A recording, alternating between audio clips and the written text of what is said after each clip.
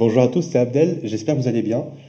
Je teste un nouveau format de vidéo où c'est tout simplement une deck profile sur OBS. Je vous montrerai la decklist sur DB, je vais la refaire avec vous pour vous expliquer mes choix.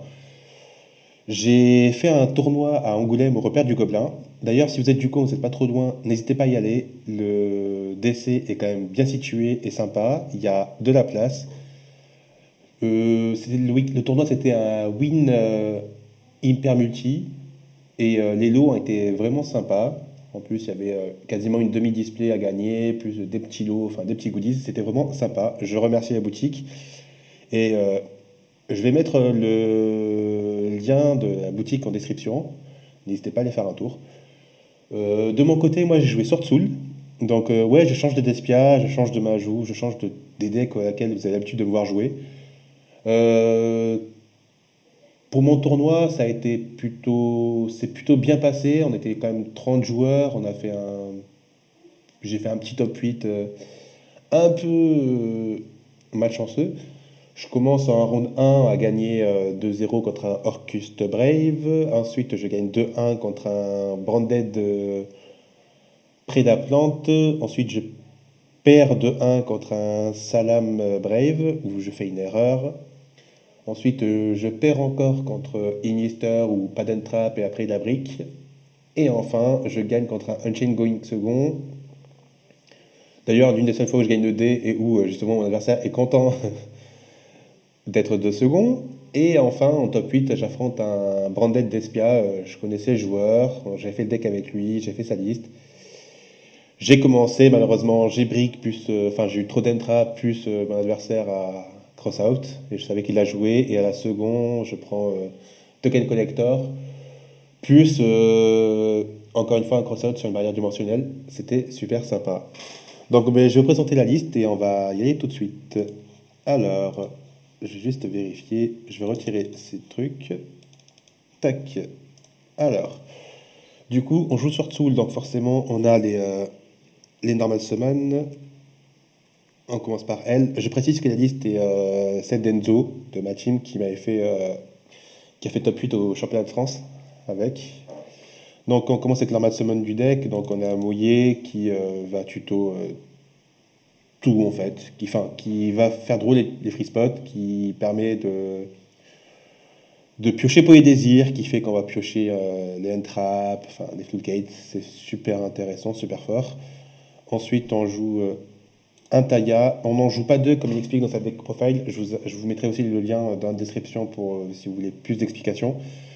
Taya, on utilise une fois et en avoir deux, c'est pas intéressant. Avec Poédésir sur le père, ben, c'est pas grave. Enfin, si on en a besoin de deux, c'est qu'on a déjà perdu. Et c'est compliqué d'en avoir plus. C'est pas une normal summon, mais bon, Emergence, ça permet d'avoir du coup la normal summon. Ensuite, on va jouer l'autre normal summon, Ecclesia, qui spé tout. Et ensuite, le petit, hop là, pardon, le petit du time qui spé Baron, qui spé tous les gros synchros, qui est vraiment hyper intéressant. Et enfin, le petit blackout. Euh, c'est du classique pour l'instant. Ensuite, ce qui a fait que le deck est vraiment, vraiment, vraiment incroyable, c'est ce qu'on appelle les tennis. Et les tennis sont vraiment incroyables. J'ai plus joué tennis que sur Soul. J'ai gagné des games où je n'ai invoqué quasiment pas invoqué de Sword Soul, pardon, ou de synchro. J'ai juste fait des tennis qui m'ont fait gagner. Ashuna qui a quand même une bonne défense et qui se spé gratuitement et qui en plus spé n'importe quelle sorte soul. Donc il permet de faire la lock anti-Nibiru, enfin, si je peux la faire, qui a l'air vraiment intéressant, qui a l'air sympa. Ensuite 3 Bishuda. Bishuda, c'est la meilleure carte du deck en fait. Elle renvoie tout en fait. J'ai joué contre du coup le Unchained Going Second qui m'a sorti des Skid Drain main deck. Il a qui ski drain, je fais oui, je suis là, je te renvoie ton ski drain et je peux jouer. Il est juste trop fort. Ensuite, on joue 2 Hadara, pas 3 parce que déjà que ma liste est assez serrée, je l'ai trouvé très important j'ai perdu des games où justement, ben, faisant le misplay, parce que j'ai joué le deck peut-être 3 jours avant, j'ai commencé à prendre le deck, j'ai oublié de récupérer mes Tani qui font que je perds des games assez bêtement. Et enfin, on va jouer Mapiura. Alors Mapiura, comme a dit Enzo, pareil, c'est une carte qui a c'est Tani qui a un effet qui est activable. C'est-à-dire que si on le lit bien, il dit que si notre adversaire active une carte ou un effet qui va cibler un monstre non effet qu'on contrôle, on va pouvoir bannir cette carte depuis le terrain ou la main et annuler l'effet, annuler l'activation et détruire la carte. Ça permet de protéger le token de Nimiru, si on veut le détruire, ça permet de protéger le ciblage de nos monks et tout, parce que nos monks sont incroyables dans le deck. Enfin, vous comprendrez. En fait, c'est fou comme des monstres normaux peuvent être tellement puissants accompagnés. C'est incroyable. Et après, enfin, on va jouer des cartes qui vont permettre de, euh, de jouer avec les Tenyi. Donc on a Evenly Dragon Circle. Donc cette carte-là permet justement de jouer autour des Imperm, autour des Droplets, En fait, elle permet de jouer autour des Entraps, clairement. Si en plus on a sacrifié un monstre qui n'a pas d'effet, ben, on peut spé. Enfin, c'est juste incroyable. En plus, ça ajoute un Wyrm, donc en fait, ça ajoute n'importe quoi. Euh, Ensuite, on a joué deux vaisselles. Alors, vaisselle, moi, j'ai fait une erreur, c'est qu'au début, je sais pas lire la carte, en fait, je suis un idiot. Moi, au début, j'ai compris que vaisselle demandait de envoyer, enfin, de contrôler un monstre non effet. Et en fait, j'ai eu une main où j'avais 3 entraps, enfin, des interrupts plus une tailla, et je pensais que je pouvais pas jouer, et du coup, je perds sur ça, alors qu'en fait, je pouvais clairement jouer, j'ai juste envoyé un Tenyi et j'aurais pu partir. Ensuite, on va jouer. Maintenant, ça va être que des cartes de. Enfin, pardon, de consistance. Donc, on va jouer encore le pot, le meilleur pot, la meilleure carte du jeu. Ou, pardon, pas toi, la meilleure carte du jeu qui est pot et désir. Ça va nous permettre de piocher nos macros, enfin, toutes nos cartes. Et puis, c'est aussi, ça bait les haches, ça bait tout. Un peu comme Emergence d'ailleurs, ça bait quasiment tout. On va jouer un plumeau qui, ben, pas besoin d'expliquer, vous connaissez la carte. Et après, ça va être que des entraps. Donc on va jouer. J'avais décidé de jouer forcément la entrap la plus polyvalente qui est H. Je vais jouer donc Impermanence, c'est du classique. Ensuite, on va mettre la meilleure carte du deck aussi en termes d'entrap qui est Droll. Alors Droll, ça mérite un peu plus d'explication. C'est une carte qui permet de battre les decks qui vont battre Sword Soul. Donc ça va être les combos, ça va être les Brave Punk, enfin les Brave bizarres là. C'est une carte qui va peut-être pas interrompre, mais qui va ralentir. Et ça va nous permettre d'être, ben, nous par la suite de tuer. Hop. Ensuite, on va jouer la meilleure carte qui permet aussi en going second de jouer autour des interrupts. Donc 3 droplets. Et ensuite, une carte que. Parce qu'en fait, j'ai fait la decklist avec Enzo, enfin, j'ai pris la decklist de Enzo, et j'ai décidé de la modifier à ma sauce. Et au début, j'étais mitigé sur le fait. Enfin, je me posais la question est-ce que je rajouterais Didi Crow. Au début, Enzo me dit non, c'est nul. Et finalement, je l'ai joué, ça m'a sauvé de beaucoup de situations. Donc, va te faire foutre, Enzo, j'avais raison. Ok, au niveau de extra deck, on va jouer. C'est du classique. Enfin, plus ou moins, on va jouer deux Chao, ça va être du classique. On va jouer deux Baxia, qui est incroyable. En fait, quand on a des mains où on a accès à Baxia plus Vishuda en going second, c'est quasiment gagné si les deux peuvent se résoudre. Ensuite, on va jouer le Berserker, qui est une des seules synchros que. Enfin, sa synchro que j'ai pu invoquer en fait, parce que vu que j'ai beaucoup pu utiliser mes techniques que mes Sword Soul, ça m'a permis de excusez-moi, ça m'a permis de jouer autour de.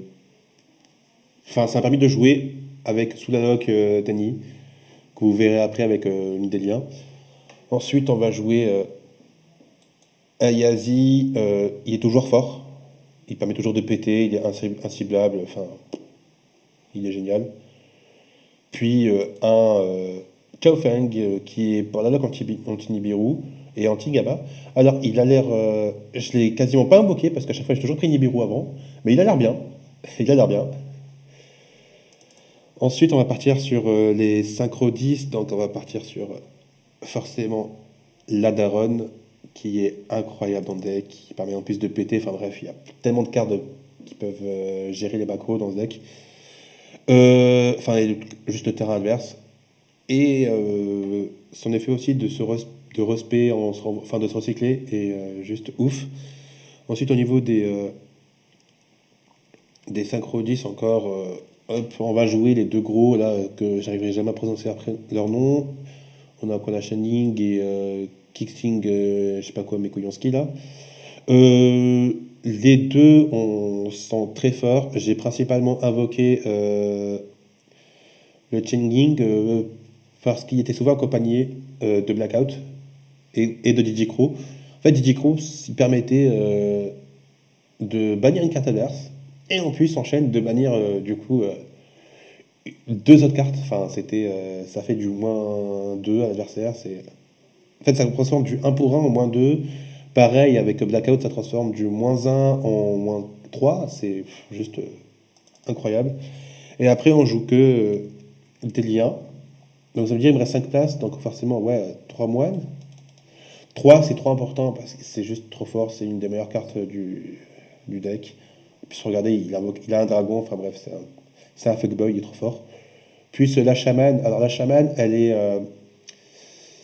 Je suis mitigé parce qu'en fait, elle est très forte, mais parfois, elle m'a. Elle était compliquée cette carte en fait. C'est juste le fait de se lock en Tenny. Ça aurait été lock en Wyrm, elle aurait été vraiment incroyable, mais là, juste lock en Tenny, du coup, qui fait qu'on peut invoquer que Berserker, ce qui est déjà pas mal, on va pas se mentir. Du coup, ça nous oblige à jouer le Dracomètre du Tenny. Alors, pourquoi Dracomètre du Tenny et pas un Dragite ou encore une Synchro?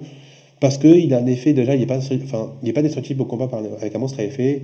Et si on ne contrôle pas d'autres monstres à effet, on peut détruire autant de monstres à effet contrôlés par notre adversaire, égal au nombre de. Enfin, jusqu'au même nombre de monstres qui n'ont pas d'effet que l'on contrôle et dans le cimetière. C'est juste incroyable. En plus, il y a 2006, donc il passe autour de. Enfin, il peut gérer ben, des gros monstres adverses, genre des Baxia. Il m'a permis de gérer des Spia. Enfin, bref, c'est juste incroyable. Et c'est tout pour l'extra deck. Ensuite, au niveau du side, alors Nibiru, j'ai essayé de le mettre et là, j'ai pas écouté Enzo et j'aurais dû l'écouter parce que Nibiru a juste été nul. La seule fois où je l'ai eu, c'était contre Inister et il m'a eu, il m'a, j'en ai eu deux en main de départ en plus, donc je pouvais pas jouer. Enfin, il m'a fait la lock anti, enfin access code sous son Cyberse de merde, là, son Inister qui dit qu'il est pas ciblable, enfin pas affecté, je sais pas quoi. C'était vraiment génial. Donc, excuse-moi Enzo, je t'écouterai plus la prochaine fois. Ensuite, on joue 3 Lightning Storm. Bah, c'est trop fort en fait. C'est pas besoin d'en parler, vous connaissez la carte est forte, les mêmes. Et je pense que les Nibiru auraient pu être remplacés par peut-être de Train Trap ou plus des Evenly pour un peu plus gérer le match-up going second. Ou avec une tech card qui est propre à la team que je pourrais pas vous parler de suite. Ensuite, on va jouer. Le reste, ça va être que des cartes de Going First. Donc, on a forcément la carte qui arrête, qui stop complètement qui est FTK dans notre deck. Parce que on a trop de ressources, trop de CA, donc c'est Fragrance. Ensuite, on a ben forcément la barrière dimensionnelle, si je la trouve. Ouais, qui est ici. Hop, et 3. Ensuite, pas besoin d'expliquer. Ensuite, on a Rivalerie pour, à 2 pour gérer, pour punir tous les decks Brave, pour punir les decks genre les Despia et tout. Et pas à 3 parce que je voulais quand même avoir une autre carte pour gérer les boards adverses pour pas prendre les barrières dimensionnelles ou les jugements et tout. C'était le Red Reboot. Voilà pour la liste. Concrètement, globalement, je suis content du deck. J'ai quand même fait un bon petit top sans le maîtrise, enfin le jouant quoi, depuis pas très longtemps.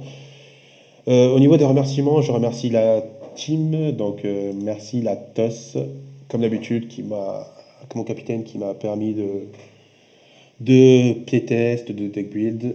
Merci à Yacine, merci à Chris, merci à Dams, merci à tous ceux qui m'ont prêté des cartes, parce que, encore une fois, aucune carte ne m'appartient, pour changer.